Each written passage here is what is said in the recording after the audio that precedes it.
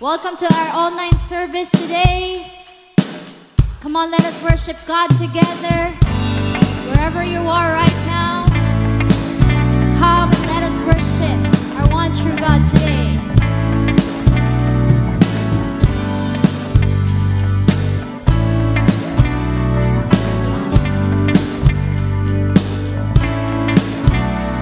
I was lost in shame, could not get past my pain till He called my name. I'm so glad He changed me. Darkness held me down, Jesus pulled me out, and I'm no longer bound. I'm so glad He changed me. See, I'm now a new creation in Christ. The old is gone, this life I live by faith, not by sight. There is a new name written down in glory, and it's mine, yes, it's mine. I've read the author of my story, and He's mine, yes, it's mine. Jesus opened my eyes, now I see the light. I'm so glad He changed me. Now I'm walking free, I've got the victory. See, it's all over me. I'm so glad He changed me. See, now a new creation in Christ.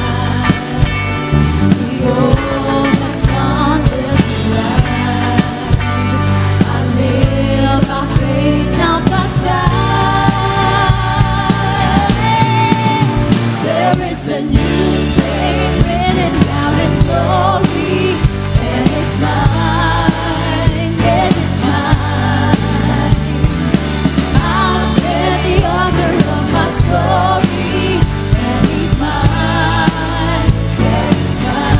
There is a new name written down in glory, and it's mine, yes, it's mine. I'm with Jesus. I've read the author of my story, and He's mine, yes, He's mine. Come on, declare. Because the I am tells me who I am. I am who I am because the I am tells me who I am. I am who I am because the I am tells me who I am. I am who I am because the I Come am on, let's tells shout me it who I out. am.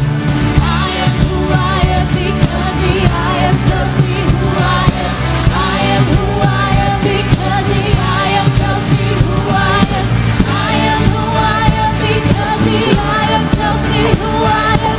I am who I am because the I am tells me who I am.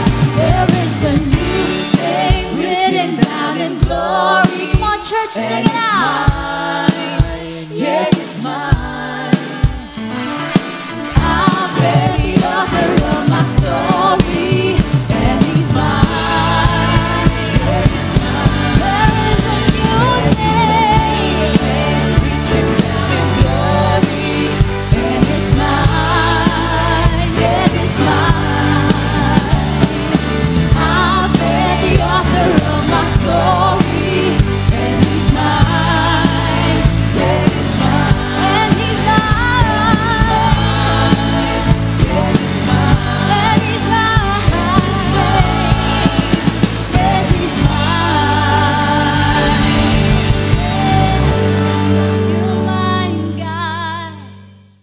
Praise God, purihin po ang Panginoon. Good morning, good noon, good afternoon, good evening. Nasaan man po kayong panig ng mundo ngayon. Gusto po kayong batiin na isang palang araw ng linggo. And I hope that you are all doing well. Happy, amazing Sunday, everyone. This is Pastor Paul Balgos of Amazing of Crossover Campus.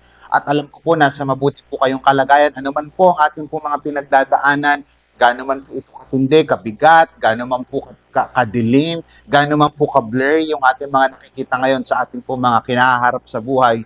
Tiyak naman po, let me encourage you na mas marami pa rin po tayong mga bagay na dapat pong ipagpasalamat sa ating pong Panginoon. God is good. I-type nyo nga po sa comment section all the time, and all the time God is good. Today will be our series ender ng ating pong August series na pinamagatan pong Hot Seat, dealing with life's greatest question. So far po, sa buong buwan po ng August, I hope marami kayong natutunan na at ikinabago ng ating pong mga perspective, ng ating pong pananaw sa buhay, lalong-lalo na po sa mga mabibigat tanong sa ating pong buhay na hindi po madalas na didiscuss sa school, hindi madalas na didiscuss sa office.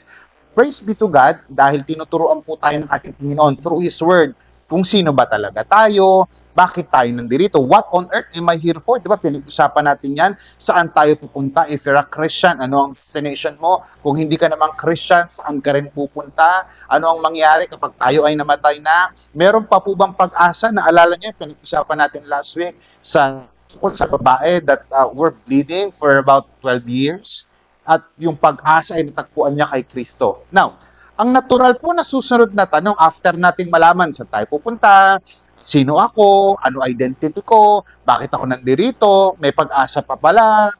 Ano next question dito? Ang next question po dito, ano na ako ngayon dapat mabuhay?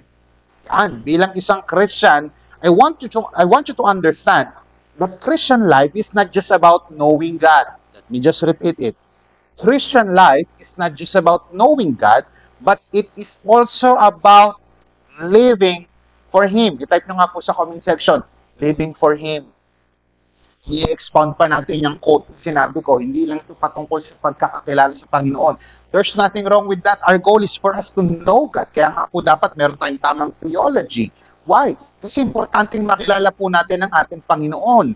Kaya lang, hindi po lang tayo dapat makilala natin ang ating Panginoon. Dapat matuto po tayong mabuhay according sa kanyang kalooban. Hindi lang ito basta-basta mabuhay ka, kundi buhay po na nakakalugod, buhay po pleasing sa ating Panginoon. Now, I want you to open your Bible sa Romans chapter 12, verses 1 through 2. Tuturuan po tayo ngayon ng ating Panginoon at ginamit po niya yung kanya pong apostle o yung ating pong apostol, Apostol Pablo, kung paano tayo mabuhay in response, hindi lang sa mga natutunan natin, kundi kung ano yung ginawa ni Lord para sa atin. Sabi po ng Romans chapter 12 verses 1 through 2, basahin ko po sa NIV and then later on explain ko yung context ko. Napakaganda po nito. Sabi po ng verse 1, therefore, I urge you, brothers and sisters, in view of God's mercy, to offer your bodies as a living sacrifice, holy and pleasing to God. This is your true and proper worship. Sabi po ng verse 2, do not conform to the pattern of this world, but be transformed by the renewing of your mind. Then you will be able to test and approve what God's will is, His good, pleasing, and perfect will. Pwede po bang i-type natin sa comment section? Praise God. Puri po ang Panginoon sa pagkakabasa ng kanyang salita. Ito pong Book of Romans were written by the Apostle Paul. Meron po itong first 11 chapters. Yung binasa ko po kasi ay chapter 12. Now, if you're going to have a further study sa Romans chapter 1 hanggang 11, napakaganda po yan. Why? For 11 chapters po, si Paul, in-explain po niya sa mga kapatiran po natin sa Rome, yung buting balita ng ating Panginoon. Kung titignan po ninyo, yung chapters 1 hanggang 3, pinakita po na lahat po tayo ay makasalanan. Wala pong exempted. Pinakita naman ni Apostle Paul. Dating po ng chapters 4 and 5, we are justified. Not by our works. Tayo po ay naligtas. Tayo po ay nakawalang sala. Hindi dahil sa mabuting gawa, kundi dahil sa pananampalataya natin kay Kristo. Tinuro naman po ng Bible pagdating sa chapters through 8, pinakita po kung paano po tayo pinalaya sa ating mga kasalanan. Binigyan po tayo ng bagong buhay sa Espiritu. At ipinakita naman po sa chapters 9 to 11 kung yung, paano po yung plano ng Diyos para sa mga Hudyo at sa mga Gentiles, kung paano ang lahat ng ito ay bunga po ng kanyang awa, in English po, mercy. Pagkatapos nito, kaya po may chapter 12, kaya po may word na therefore. Bago mo matitignan yung statement after ng therefore, tignan mo muna yung statement before therefore. Ano po ibig sabihin yan? After ng ginawa, sabi niya, therefore in view of God's mercy. Ibig sabihin, after knowing all that God has done, yung grace niya, yung kanyang kapatawaran, yung salvation, Siyempre, yung next na logic na question dito, logical question. Paano na ako mabubuhay ngayon? Niligtas ko ni Lord sa pamamagitan ni Kristo. Pinatawad niya ako, yung grasya, yung kanyang mercy. Paano na ako mabubuhay ngayon? Yan din po dapat yung sasagutin natin ngayon. Alam mo na identity mo, alam mo yung purpose mo dito sa lupa, alam mo kung saan ka pupunta for Christian. So what now? Kaya today, let me end our series for the month of August. Samahan niyo po ako sa ating topic entitled, From Knowing to Living. Type nga po natin sa ating comment section, From Knowing to Living. The million-dollar question, nasasagutin po natin, ito parang guide natin sa whole message natin. Paano na ba ako dapat mabuhay ngayon? Ako'y Kristiyano na, ako'y tigisunod ni Kristo. Paano ako mabubuhay ngayon na isang mananampalataya na ang aking pananampalataya ay nasa Panginoong Hesus? Number 1, sa verse 1, basahin po natin sa Amplified. Sabi po ng verse 1, I appeal to you therefore, dahil nga may in-explain siya, chapters 1 to 11, I appeal to you therefore, brethren, and beg of you in view of all the mercies of God, yung ginawa ni Lord, yung awa ng Diyos, to make a decisive decision or dedication of your bodies, presenting all your members and faculties as a living sacrifice, wholly devoted, concentrated, and well-pleasing to God, which is your reasonable, rational, intelligent service and spiritual worship. Paano na ba ako dapat mabuhay ngayon? Sa lahat ng ginawa sa akin ng ating Panginoon, number 1, you need to be dedicated. Come on, type that in the chat, be dedicated. Sinabi ko po kanina, si Apostle Paul, after niya po i-explain yung great mercy, hindi lang talk about just yung mercy, great mercy, sa first 11 chapters. Now, nag-shift po siya. Oh, so what now? Ano na ngayon? Bilang follower ni Christ, ang sagot, you need to be dedicated to Christ. Yung salita pong dedication, galing po yan sa salitang Greek na paristemi, nang ibig sabihin po place a person or thing at one's disposal. Pakita sa comment section, disposal. Ang ibig sabihin po nitong Greek word na ito, para pong imagine niyo ito. Just try to picture na yung sarili mo, nilalagay mo sa palad ng Diyos. Kamay ng Diyos. Tapos sinasabi mo, Lord, I am at your disposal anytime. I am at your disposal. Anywhere, Lord, gamitin niyo po ako. Parang ganito. Bigyan ko kayo illustration. Sa mga nagtatrabaho po, lalong-lalo sa mga INT, meron po tayong tinatawag na company car. Type nyo nga po sa comment section, company car. O yung iba naman, hindi kotse binibigay ng kumpanya. Binibigay ng kumpanya, company cellphone. Tapos sinasabi ng kumpanya, gamitin mo ito, dedicated ito, kahit ano, at your disposal. Basta, para sa kumpanya. Now, think about this. Ganon din po pagdating sa ating spiritual life. Pag sinabi mong, Lord, I am at your disposal, sinededicate ko, Lord, sa yung buhay. Yung buhay ko. Ibig sabihin, yung time mo, yung talent mo, even your resources, lahat. Hindi pwedeng Sunday lang. Hindi ito totoong dedication pag Sunday lang. Lord, I am at your disposal, Monday to Sunday, anytime, anywhere. Now, pakinggan niyo po itong maigi. According to the scripture, pagdating sa Diyos, anong uri ng alay o regalo? Pakita na po sa comment section, alay. Anong uri ng alay o regalo ang tinatanggap ng Diyos? Alam mo ba, hindi lahat ng alay at regalo tinatanggap ng Diyos? Naku, baka matagal ka na nag-aalay at nagre-regalo kay Lord, pero hindi tinatanggap ng Diyos. Tignan niyo po itong maigi. Ang maganda dito, sinabi na rin po ng scripture, dito po sa verse 1, kung paano po tayo mag-aalay sa Diyos, nakatanggap-tanggap sa Kanya. You wanna know kung ano yun? Tignan nyo, verse 1, balikan natin, si NET. Therefore, I exhort you, brothers and sisters, by the mercy of God, yung verses 1 to 11, yung context, in-explain ko, to present, ihandog, ibigay ninyo ang inyong katawan as a sacrifice alive and pleasing to God, which is your reasonable service. Anong uri ng regalo? Tanungin natin ngayon ng salita ng Diyos. Pasagutin natin. Anong uri ng regalo ang gusto nila na tinatanggap? Number 1, living sacrifice. Ngayon, type mo sa comment section, living sacrifice. Sabi ng Bible, alive. To present your body as sacrifice, alive. I-type mo po sa comment section, alive. Ibig sabihin, ang tinatanggap ni Lord na regalo o na handog, buhay. Kung meron kang katabi ngayon nanonood, o o nakaka-attend sa ating online service. Ano nga kung humihinga pa yan? Yan. Buhay dapat. The right and only time ng pagsuko ng buhay kay Lord ay habang humihinga ka pa. Hindi ka makakapag-serve kay Lord pag patay ka na. Hindi ka makakapag-serve sa ministry kapag wala ka ng buhay. Yes, totoo yun na someday kapag tayo ay namatay, mag-worship tayo kay Lord. Pero dito marami pa tayong pwedeng gawin. Nabigyan ko kayo ng context. Si Paul, na magaling na rabbi sa Old Testament, alam niyan kapag nag-aalay ng sacrifice. Kaya ginawa niya nga itong reference. Sa Old Testament, ang pag-aalay ng sacrifice, laging patay. Yung mga pare ang gagawin nila, papatay sila ng hayop, may dugo yan, sinusunog nila sa altar, tapos doon na yun. So, beses lang. Ako nila dito yung Day of Atonement, once a year. Tapos na. Pero pagdating po ng New Testament, I want you to catch this. Pagdating po ng New Testament, iba na po yung sinasabi ni Apostle Pablo. Living sacrifice na. Ano ibig sabihin nun? Ibig sabihin, hindi ka lang isang beses mag-aalay ng buhay mo kay Lord. Siyempre, isang beses ka lang mag-aalay, magsusuko ka ng buhay mo. Magsusuko ka na ng buhay mo kay Lord. Buong buhay mo, araw-araw, dapat nakasurrender ka kay Lord. Now, practically speaking, Pastor, ano ibig sabihin nito? Bigyan ko kayo mga ilang example para mas makuha natin yung practical application nito. Una time, that is sa conversation time.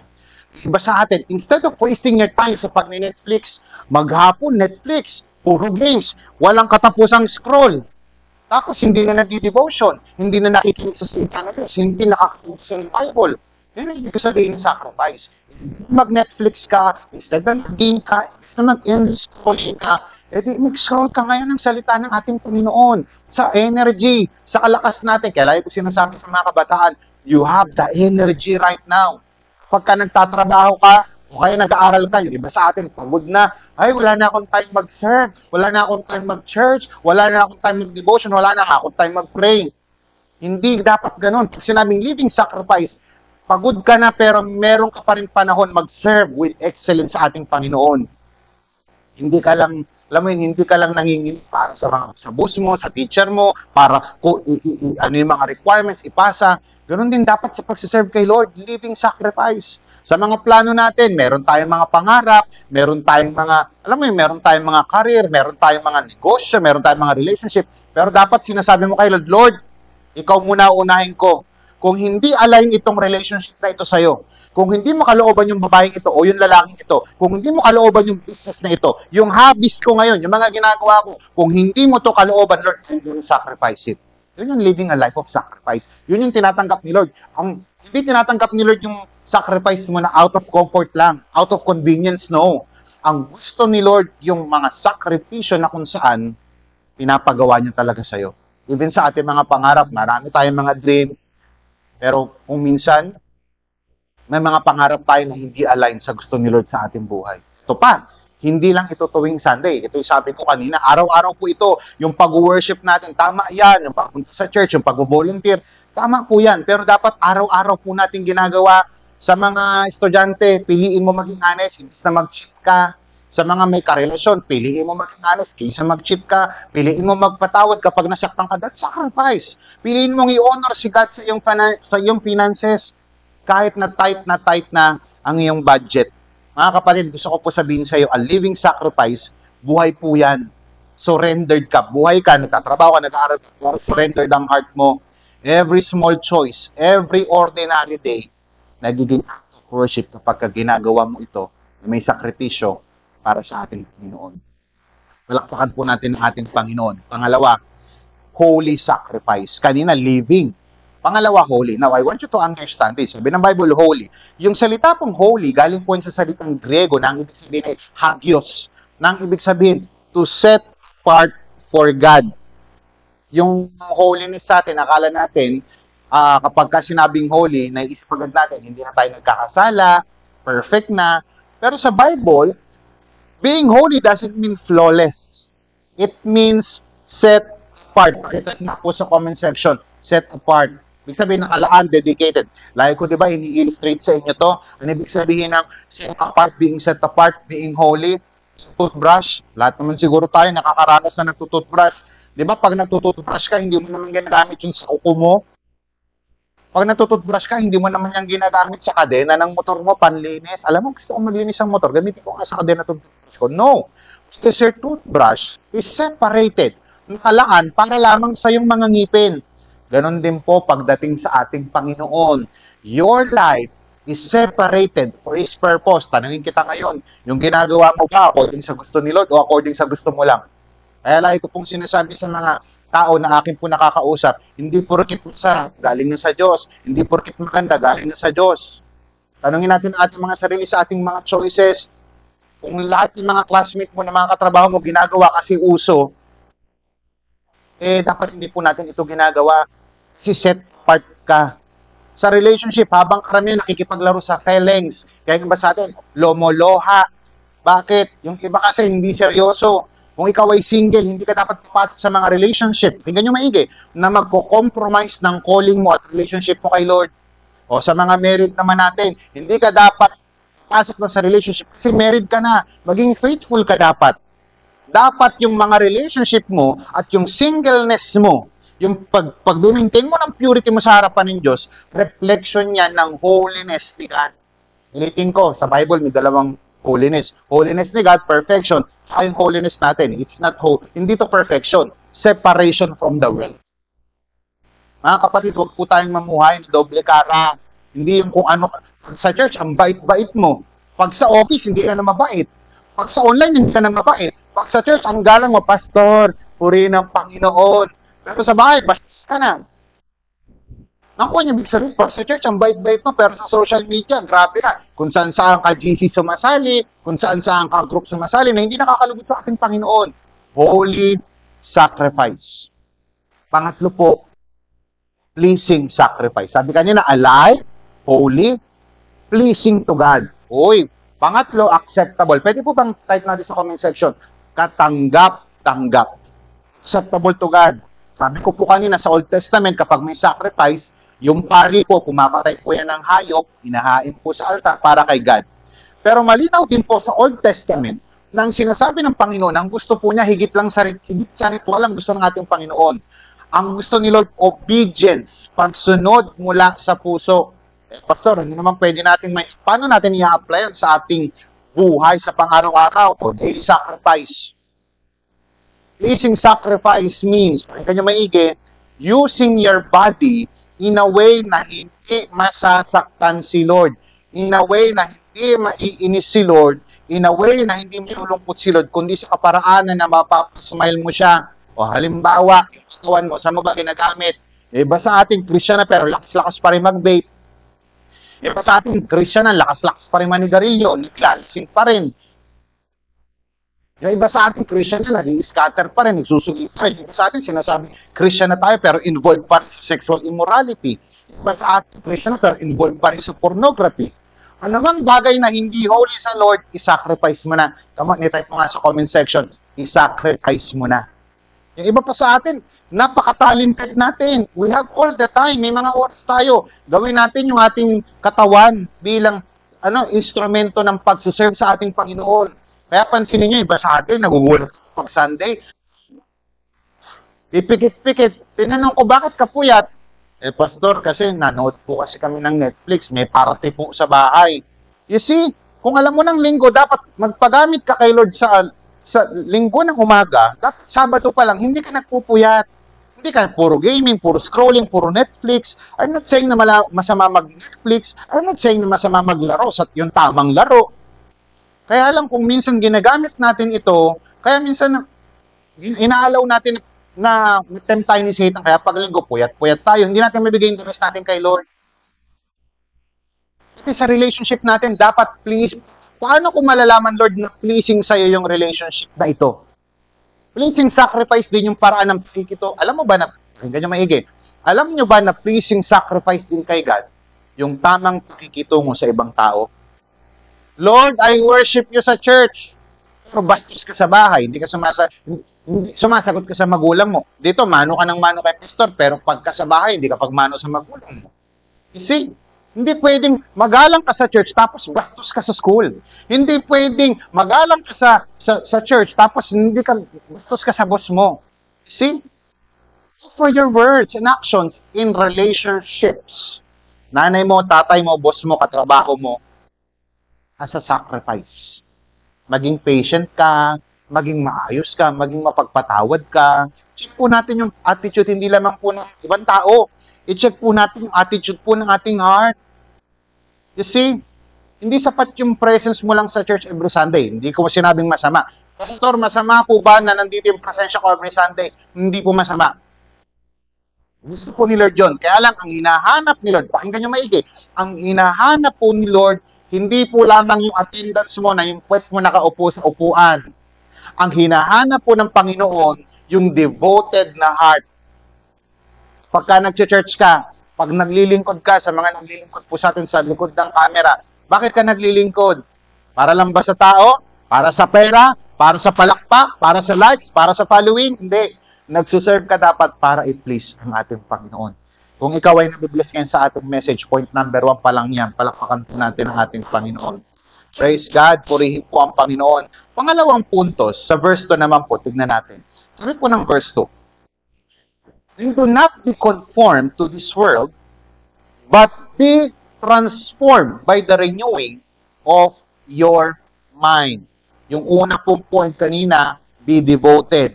Pangalawa, be different. Come on, time friend, be different. Sinabing different, maging kakaiba ka. Hindi ka dapat tulad ng iba. Sabi ng Bible, be transformed. Sabi ng NASB o ng NASB. Yung salita pong transform, ang ibig sabihin po niya sa Greek, ako nakakilite dito. Yung salita pong transform sa Greek po ay, diyan po nang galing yung salita metamorpho. Sa science, ginagamit natin yan, yung caterpillar nagiging butterfly. Yung tawag po natin metamorphosis. Yan po yan, yung Greek word po niyan, metamorpho. Na ibig sabihin, meta, pag sinabi meta, change. Pag hinabing morphe, form, change of form. So, sinabi ng Bible, do not be conformed. Huwag mong kayahin yung ginagawa ng mundo, ng classmate mo, trabaho mong hindi sumusunod sa Diyos. Bagkus sabi niya, mag-transform ka daw. Yan. From caterpillar to butterfly. Now, may dalawang components po ang transformation. If you want to change, if you want to continue to pursue purity, holiness, and yung pagsunod mo kay Lord, may dalawa pong components. Number 1, stop conforming to the world. Sabi ng Bible, do not be conformed to this world. Sinabi pong conform sa salitang sa salita pong Greek ay sukematizo. Nang ibig sabihin po ay to conform oneself to another's pattern. Parang ganito po yan. Paliwanag po sa English translation ng ganito. Do not let the world around you squeeze. Come on, type nga natin sa comment section, squeeze. Squeeze you into its mold. Uy, may mold. Parang, para mas maliwanagan pa kayo. Yung, iba tayo, yung mga bata pa tayo, gusto natin, ay, I like clay. Tsaka yung mga napupunta natin sa probinsya, diba may mga clay pots sila, yung mga kawali, yung mga pots nila gawa sa clay. Nakadepende kung sino yung nagmo-mold kamay, kung ano yung gusto niyang mangyari doon sa putik, yun yung kanyang mamumold, yun yung kanyang makikreate. Gusto ko ng palayok. So, gagawa siya ng palayok. Now, pakinggan nyo maigi, bakit sinabi ito ni Apostle Paul? Do not let the world around you. Now, you have to get the context ha, yung nangyayari dito. Remember, yung mga Christians noon sa Rome, pakinggan nyo maigi, yung Rome po, yan po yung syudad, kung sa atin ngayon, pag Roman citizen ka, oy, Manila boy, Tagalog, hindi Bisaya. Sa mas malawak pa. First world country. Yan, parang ganun po yan.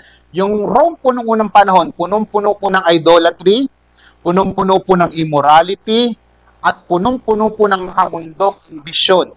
Kaya sinasabi sa kanila ni Apostle Paul, bilang mga follower of Christ, huwag kayong makiayon, huwag niyong sundin, huwag kayong sumabay sa agos ng kultura ng panahon. In short, don't blend in. Tingnan niyo po itong maigi. Bilang mga Christian, paano ko may i-apply ito sa aking buhay? Kung ikaw ay nagtatrabaho, nag-aaral, nag-negosyo, siguraduhin mo na hindi ka nakiki-blend in sa mundo ito. Kasi iba sa atin, hindi na natin ma-distinguish kung Christian. Alam mo kung bakit? Nangin niyo ako sa comment section, bakit? Kamukha nila ng classmate nila katrabaho. Nagmumura ka. Nagmumura rin ako. Ano yung kaiba nyo? Hindi ka nag-church, pero Christian ka. Ito, hindi, atheist. Hindi kaiba mo atheist. Kaya hindi Christian at sisimba. You see, pati sa media and entertainment, huwag basta sumabay sa mga trends na hindi aligned sa kalooban ni Lord. Sa atin, basta lang makita ang uso, gagayahin na rin. Yung toxic social media challenges, yung mga music, yung mga series na puro immorality, puro kabastusan, puro kademonyohan. Piliin mo yung mga content na nagbi-build up ng faith, character, and values. Ayan, i-follow mo si Pastor Paul. Doon sa kanyang page, saka sa kanyang TikTok account, yung Good News TV. Why? Kasi mga godly contents. Sa relationship, huwag kang sumabay sa uso na casual love, yung friends with benefits, yung wala kaming label pero ine-enjoy namin yung benefits ng kagaya ng mag-asawa, yung temporary commitment. Ayan ang sinasabi ko, Raiko. I-practice, if you're a Christian, you need to listen to this very carefully. As your pastor, let me tell you this. Practice purity. Practice nyo po ang respeto at yung Christ-centered love. Sa ating mga lifestyle, ganun din. Huwag natin kopyahin yung mga, basta, magsugal ka na, umaya ka na dito, bibilis ka yayaman, success at all cost. Wala akong pakialam kahit sino matapakan ko, basta yumaman ako. Yan, ganyan ang mentality ng mundo.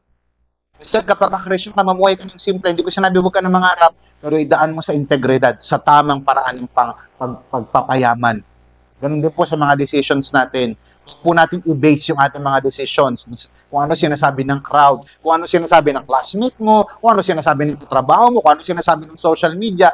Instead, mag-seek po tayo ng guidance ni Lord sa pamamagitan ng panalangin at sa pamamagitan ng kanyang salita.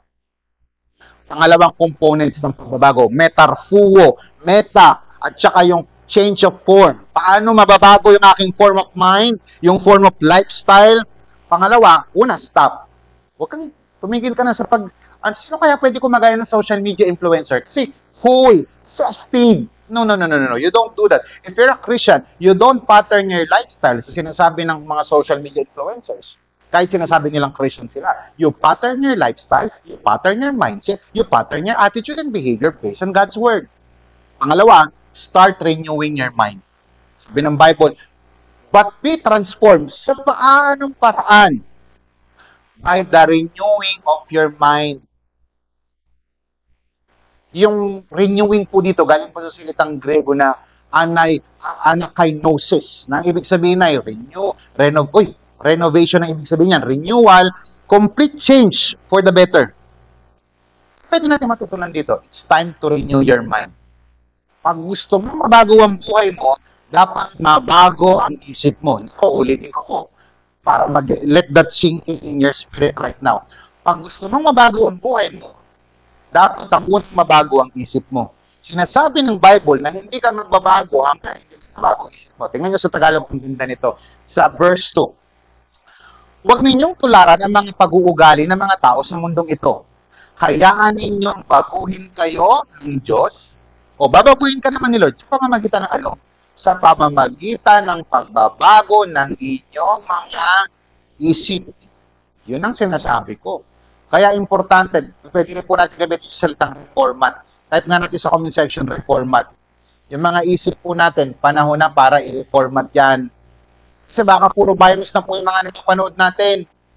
Kaya isa tayo natin napapanood natin, baka puro malalaswa. Kaya pag sinumbat ang laswa ng bibig mo, malamang malaswa yung pinapanood, malaswa yung binabasa. Ba't laswa ng kamay mo, ng ginawa mo? Malamang malaswa yung napapanood.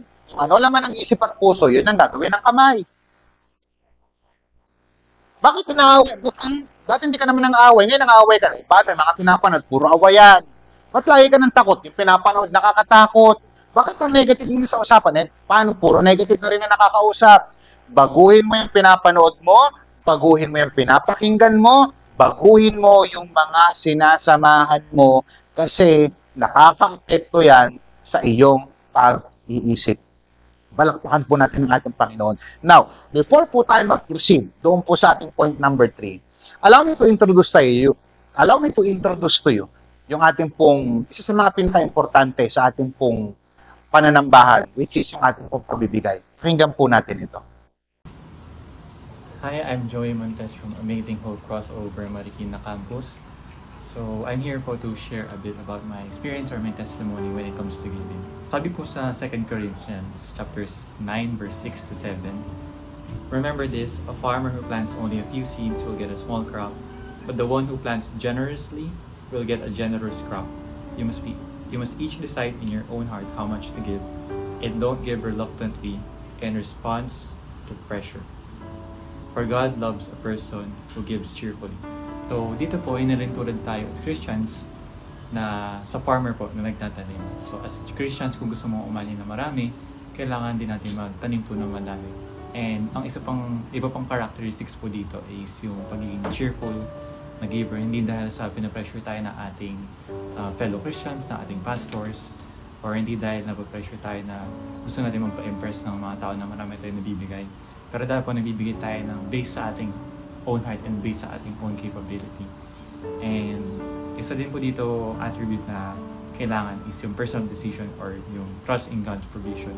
Na kailangan sinusurrender talaga natin din yung finances natin, yung struggles natin, kung saan man tayo nahihirapan, lahat sinusurrender natin sa Diyos. Ang isa pong magandang example nito is sa Mark chapter 12 verse 41 to 44. Sabi po dito, Jesus sat down near the collection box in the temple and watched as the crowds dropped in their money. Sa verse 43, Jesus called his disciples to him and said, I tell you the truth, this poor widow has given more than all the others who are making contributions, for they gave a tiny part of their surplus. But she, poor as she is, has given everything she had to live on. So dito, hindi naman sinabi ni Jesus na masama yung nagbibigay ng iba. Pero kinumpare niya yung woman na nagbigay ng 2 coins sa ibang maraming naibigay.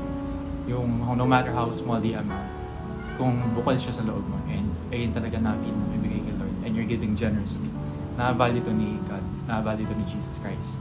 As I stayed faithful sa pagbibigay kay Lord and sa pag-bless or pagiging blessing din sa iba, binigay din sa akin ni Lord yung mga pinag-avisal ko dati before na hindi ko makukuha. For a very long time, meron po akong Saturday shift sa aking work. Wala akong social life or hindi ko nakakasama sa mga lakad ng aking mga kaibigan. Pinag-pray ko na matanggal yun sa akin kasi gusto kong, nasabi ko, I'm in my prime para gumini.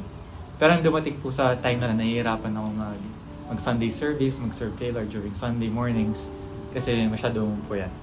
And then, within less than a few months, nakuha po siya when I stayed faithful to God. As your fellow Christian or as part of our family po here, I highly encourage you to also give generously and also based po sa ating conviction and commitment po sa ating Panginoon na magbigay po tayo, be it our tithes or our offerings. Let's give to our God po and to our church.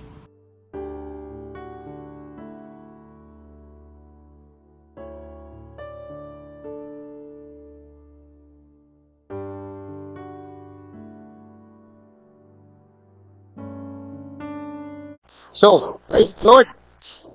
Purihin ang Panginoon. So, punta po tayo sa point number 3. Kanina po, be dedicated, be different ha. Iba ka dapat sa iba. Kung ikaw ay nag-aaral, nagtatrabaho sa negosyo, iba ka dapat sa ibang negosyante. Naging stand out ka dapat bilang estudyante, hindi ka kamukha ng mga classmate mo na unbeliever. Dapat, if you're a Christian, be a Christian. If you're a follower of Christ, be a follower of Christ. Pangatlo po, do not be conformed to this world, be transformed by the renewal of your mind. That by testing you may discern what is the will of God, what is good and acceptable and perfect. Ano na ngayon? Paano na ngayon? Kung ako'y niligtas na ni Lord, anong dapat kong gawin? Paano dapat ako mabuhay ngayon? Be dedicated, be different. Pangatlo po, be discerning. Pag-isabi nga po, discerning. Now, pag sinabi pong discerning means having the ability to see, recognize, or judge things clearly and rightly.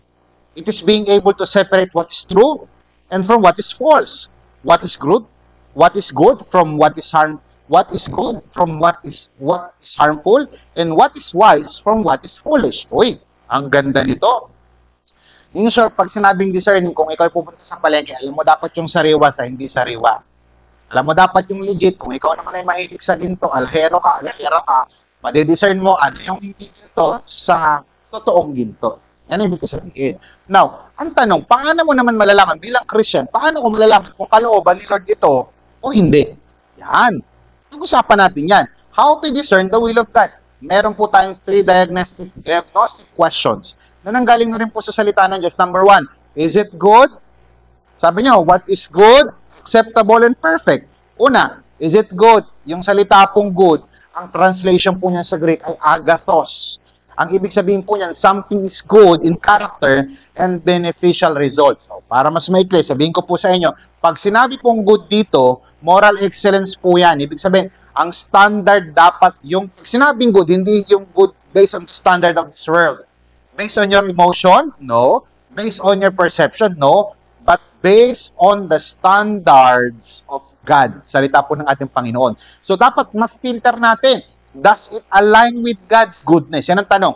Naka-align ba itong ginagawa ko sa goodness ng ating Panginoon? Example, sa career. Sa negosyo po natin, kung yung job offer mo illegal, o yung kumpanya mo pinapractice illegal, hindi mabuti, hindi naka-align sa goodness, sa moral excellence, sa standard ni Lord, i-give up mo. Yung iba naman sa ating career, mataas nga sweldo, pero hindi naman good sa standard ni Lord. Malaki nga sweldo, hindi ka naman makapag-church.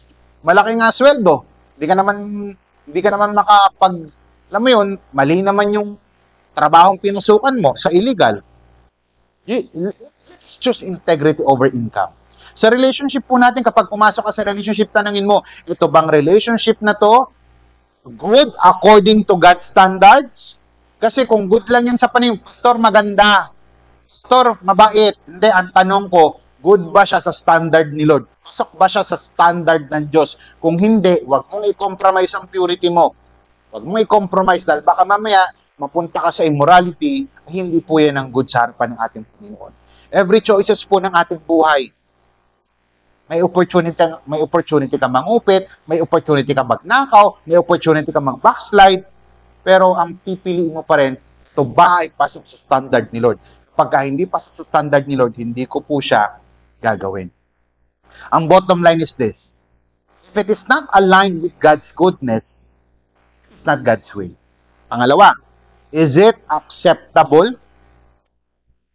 Pag sinabi po acceptable, ibig sabihin agreeable, pleasing. The word acceptable means pleasing sa Diyos. Nakakalugod ba sa Diyos itong ginagawa? Paano ko malalaman kung kalooban ni Lord itong trabahong to? Paano ko malalaman kung kalooban ni Lord itong opportunity na to? Paano ko malalaman kung kalooban ni Lord itong relationship na to? Nakiplease ba si God? Ang tanong. Marami kasing bagay na good sa paningin natin, pero hindi acceptable kay God. Pwedeng, sige lang sa relationship. Kung ano nararamdaman nyo, yan ang tama. Love wins. Ang tanong, pasok ba sa standard ni Lord? Pag hindi, it's not acceptable. Kahit tinggapin pa ng lipunan yung mga maling relationship, kung mali sa harapan ng Diyos, mali ito. Hindi magiging tama ang mali. Ulitin ko po, hindi kailanman magiging tama ang mali. Kahit tawagin pa ng mundo na tama ang mali, kung mali ito sa harapan ng Diyos, ang mali ay mali. Purihin ang Panginoon. Ganun din po sa mga relationship natin, sa ating mga decision sa buhay, career, relationship, business, kakalugod po ba ito sa ating Panginoon? Even, actually, tayo sa ginagawa mo araw-araw, yung daily habits, nakaka-enjoy ito. Ang tanong, acceptable ba kay Lord? Basta nakaka-enjoy, masaya ako. Hindi, ang tanong ko, acceptable ba kay Lord? So, kahit nag-enjoy ka, kahit masarap, kahit mukhang maganda, kahit mukhang satisfying, kung hindi acceptable sa mata ng Diyos, sa standard ng Lord, ng ating Panginoon, wag na wag mong gagawin.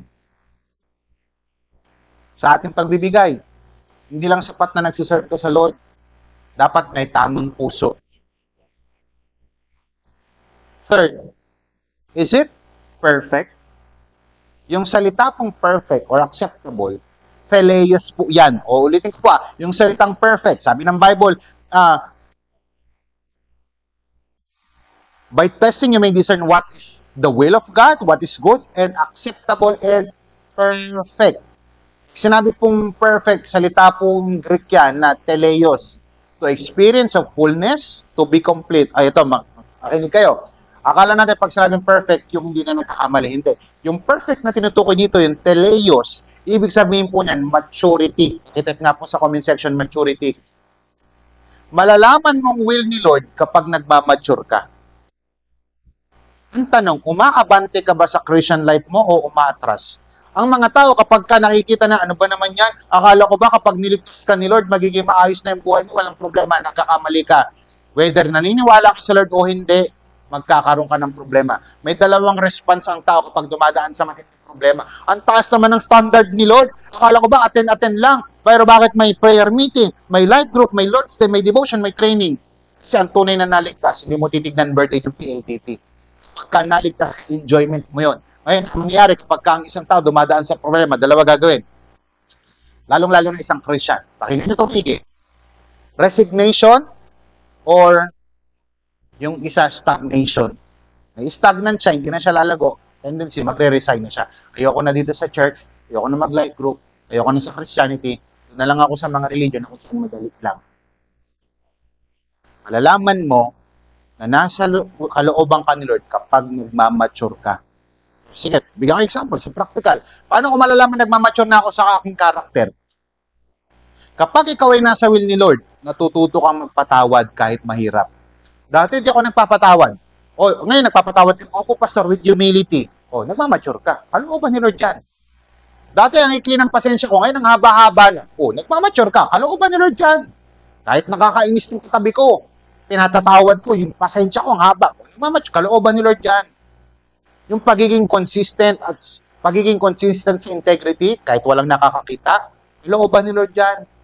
Kahit marami akong pinagdadaan ng problema, Pastor, tuloy-tuloy pa rin ako. Nagmamature ka na, kalooban ni Lord yan. Makikita mo na nagmamature na ang tao sa pamamagitan din ng pagmamahal. Hindi ka na selfish. Dati madamot ka, sarili mo lang iniisip. Pag gusto mo, ikaw lagi nililibre. Kahit may pera ka, hindi ka nanlilibre. O, ngayon nanlilibre ka na, nagmamature ka na. Marunong ka na mag-giveaway, marunong ka na magpakumbaba, marunong ka nang magpatawad. Umaabante ang isang taong nagmamature kasi ang kalooban ni Lord, mag-mature ka. In conclusion, paano na ba ako dapat mamuhay ngayon kung nagsuko ka talaga ng buhay sa ating Panginoon? Be dedicated, be different, be discerning. Manalangin po tayo. Let's close our eyes and bow our heads. Kapatid, gusto ko po sabihin sa iyo ngayon na hindi sapat na alam mo lang kung sino ka. Bakit ka nandirito? Hindi lang sapat na malaman mo kung sino ang Diyos. Wala pong masama doon. Ang tunay na challenge natin ngayon, the moment na nalaman mo na naligtas ka, na may mercy and grace ni Lord, na alam mo na ang identity mo, alam mo ang destination mo, alam mo purpose mo dito, ang tunay na challenge po sa atin ngayon ay kung paano po tayo mamuhay araw-araw na nakakalugod sa Diyos. Tatanungin kita ngayon habang tayo ay nananalangin. Handa ka na bang maging living, holy, and pleasing sacrifice sa Lord? Buhay, banal, at nakakalugod na handog sa Diyos. Handa ka bang maging different? Una, handa ka bang maging devoted? Pangalawa, handa ka bang maging different? Handa ka bang maging discerning sa lahat ng ginagawa mo? Yung maamoy mo na mali pala itong papasukin mong relationship, mali pala itong papasukin mong business venture, mali pala itong ginagawa mo, mali pala itong career na to. Kapatid, handa ka na ba? Gusto mong paalala sa'yo that every small choice, ordinaryong araw man ito o hindi, may eternal value yan kapag ginagawa mo para sa Diyos. Father, right now, I pray for salvation sa mga taong nakakapakinig na yun. I pray for acceptance, renewal, healing, provision. And Lord, yung God's will ang masunod po namin. Kung ikaw naman ay ngayon lang naka-attend at nakakinig na mensahe na to, why don't you consider surrendering your life to Jesus? Simpleng paraan lang. Pastor, paano ako magkaroon ng relasyon sa Diyos? Simple lang. Admit that you are a sinner. Admit that you cannot save yourself. And apart from God, you can do nothing. Believe in Jesus Christ's finished work on the cross. And confess that you are a sinner and you believe in Him for your salvation. Repent of your sins and believe in Jesus Christ for your salvation. Niwala ka, sisi ka, kung tunay kang naligtas, kung tunay kang nagsisisi, makikita yan sa buhay mo. Kasi hindi lahat nag-pray ay tunay na nagbago. Pastor, paano kung malalaman na ako ay ligtas? May pagbabago. May gutom sa salita ng Diyos. Handang mag-commit sa gawain. Handang mag-commit sa pinapagawa ng Panginoon. Handang maging dedicated. Handang maging different. Handa na siya maging discerning. Salamat po, Panginoon Diyos. Ito po ang aming dalangin. Sa pangalan ni Jesus. Amen at Amen. Purihin po ang ating Panginoon. Marami pong salamat.